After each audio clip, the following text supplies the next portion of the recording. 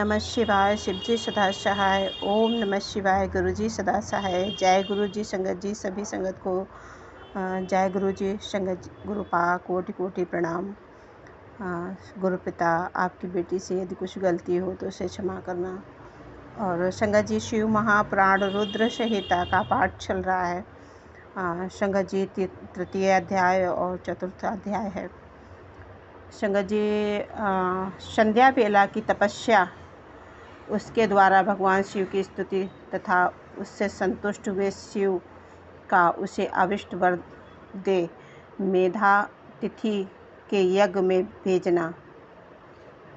शुक्राना गुरु पिता, अनंत कोट शुक्राना। सभी संगत को ध्यान से संगत जी पाठ सुने। और गुरु पिता इतने प्यार से इसलिए पाठ सुना रहे, हमारे कर्म ही काटने होते हैं और हमें बहुत सारी चीज़ें गुरुपाद सिखाते हैं, छोटी से छोटी और बड़ी से बड़ी चीज़ें।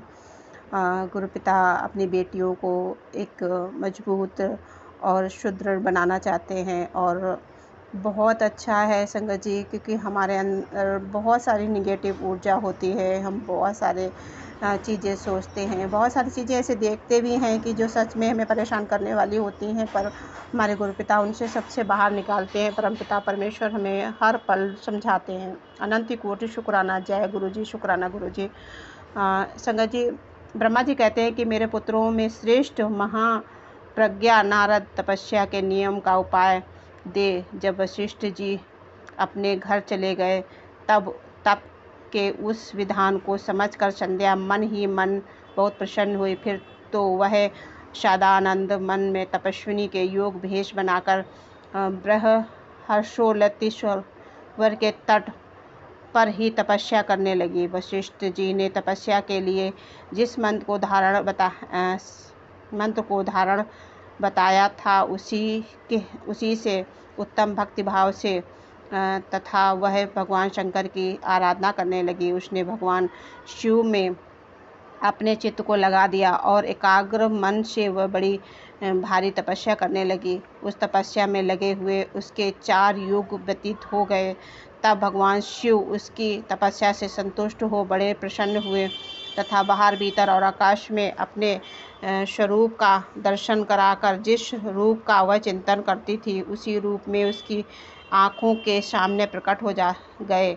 उसने मन से जिसका चिंतन किया था उन्हीं प्रभु शंकर को अपने सामने खड़ा देख वह अत्यंत आनंद में निमग्न हो गई। भगवान का मुखारबिंद बड़ा प्रसन्न दिखाई देता था। उसके स्वरूप से शांति बरस रही थी। वह सहसा भयभीत हो सोचने लगी कि मैं भगवान हर से क्या कहूँ, जिस तरह इनकी स्तुति करूँ।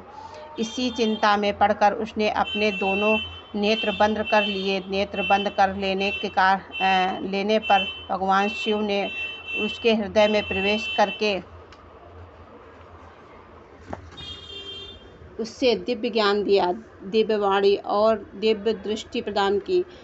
जब उसे दिव्य ज्ञान, दिव्य दृष्टि और दिव्य वाणी प्राप्त हो गई तब वह कठिनाइयों से ज्ञात होने वाले जगदीश्वर शिव को प्रत्यक्ष देखकर उनकी स्तुति करने लगी। संध्या बोली, जो निरंकार और परम ज्ञानमग्न है, जो ना तो स्थूल है, ना सूक्ष्म है, ना उच्च ही है तथा जिनके स्वरूप का योग जन अपने हृदय के भीतर चिंतन करते हैं, उसी लोक सृष्टा अपना भगवान शिव को नमस्कार। जिन्हें सर्व कहते हैं, जो शांत स्वरूप, निर्मल, निर्विकार और ज्ञानमग्न हैं, जो अपने ही प्रकाश में स्थित हो प्रकाशित होते हैं, जिनमें विकार का अत्यंत अभाव हो, जो आकाशवाणी की भांति निर्गुण निराकार बताए गए हैं तथा जिनका रूप ज्ञान अंधकार मार्ग से सर्वथा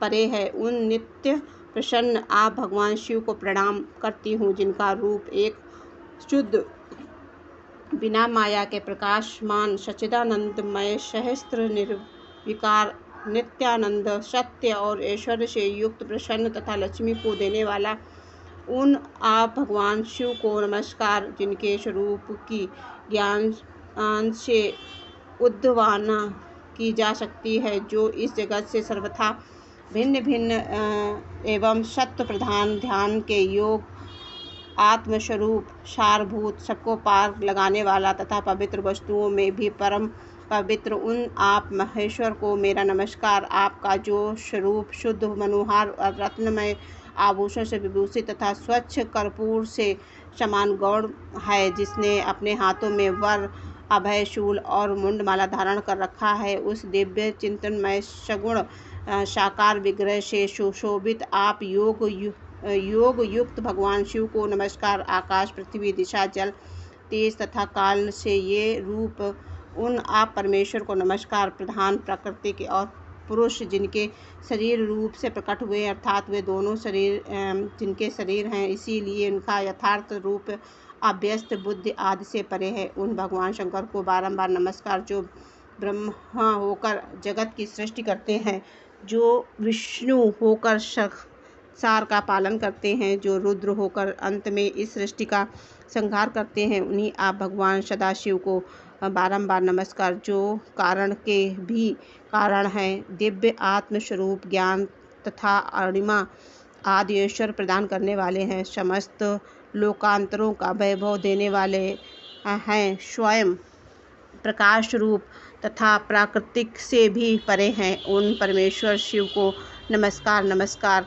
यह जगत जिनसे भिन्न नहीं कहा जाता है, जिनके चरणों में पृथ्वी तथा अन्य अंगों से संपूर्ण दिशाएं, सूर्य, चंद्रमा, कामदेव तथा अन्य देवता प्रकट हुए हैं, और जिनकी नाभि से अंतरिक्ष का आविर्भाव हुआ है, उन्हीं आप भगवान शुंभ को मेरा नमस्कार।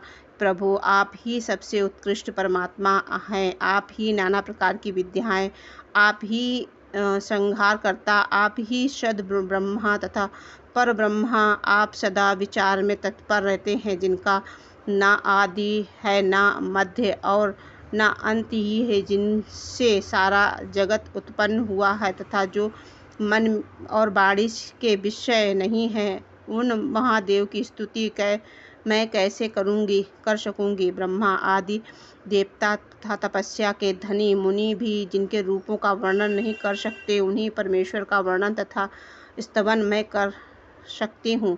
प्रभु, आप निर्गुण हैं, मैं मूढ़ स्त्री आपके गुणों को कैसे जान सकती हूँ। आपका रूप तो ऐसा है जिसे इंद्र सहित संपूर्ण देवता और असुर भी नहीं जानते। महेश्वर जानते हैं। आपको नमस्कार। तपोमय, आपको नमस्कार। देवेश्वर शंभो, मुझ पर प्रसन्न हो जाइए, आपको बारंबार मेरा नमस्कार। ब्रह्मा जी कहते हैं कि नारद संध्या का यह स्तुति पूर्ण वचन सुनकर उसके द्वारा भली भांति प्रसन्नित हुए भक्त वत्सल परमेश्वर शंकर बहुत प्रसन्न हुए। उनका शरीर वल्कल और मृग चर्म से ढका हुआ था, मस्तक पर पवित्र जटा जूट शोभा पा रहा था। उस समय पाले के मारे हुए कमल के समान उनके कुम्हलाए हुए मुंह को देखकर भगवान हर दया ने द्रवित हो उससे इस प्रकार बोले। महेश्वर ने कहा कि भद्रे, मैं तुम्हारी इस उत्तम तपस्या से बहुत प्रसन्न हूँ। शुद्ध बुद्धि वाले देवी,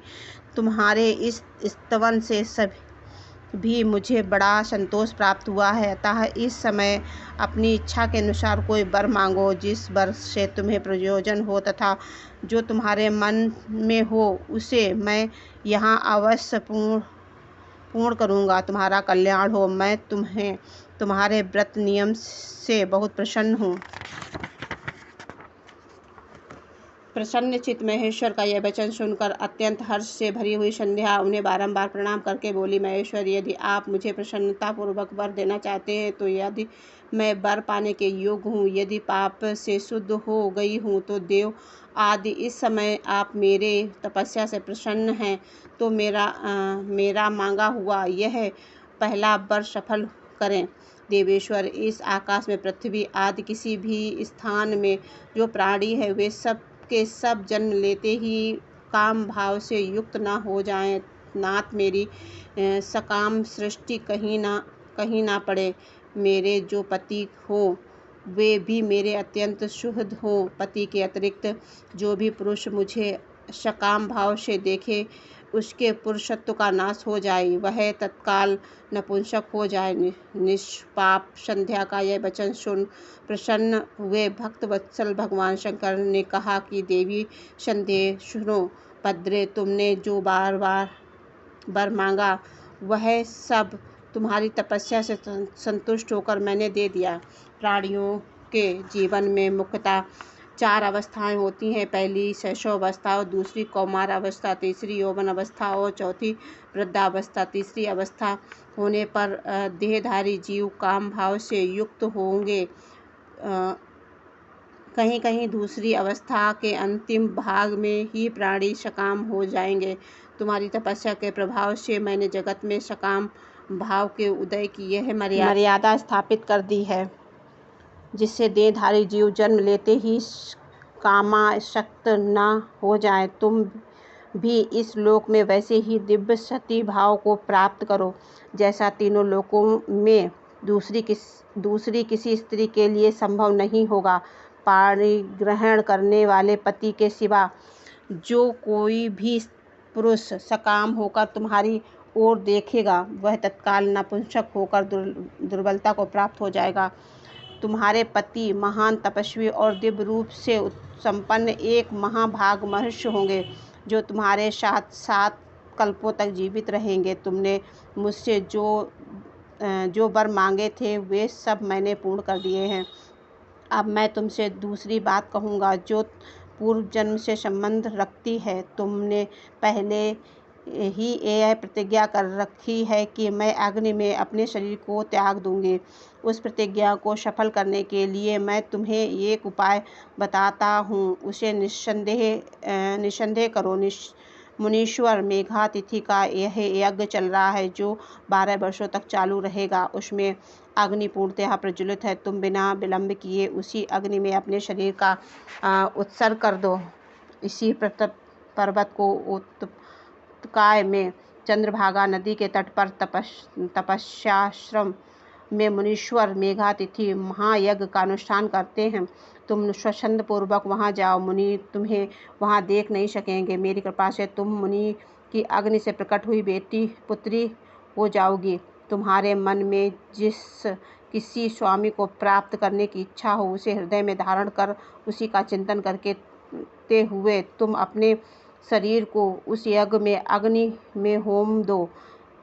साधे, जब तुम इस पर्वत पर 4 युगों तक के लिए कठोर तपस्या कर रही थी, उसी दिनों तक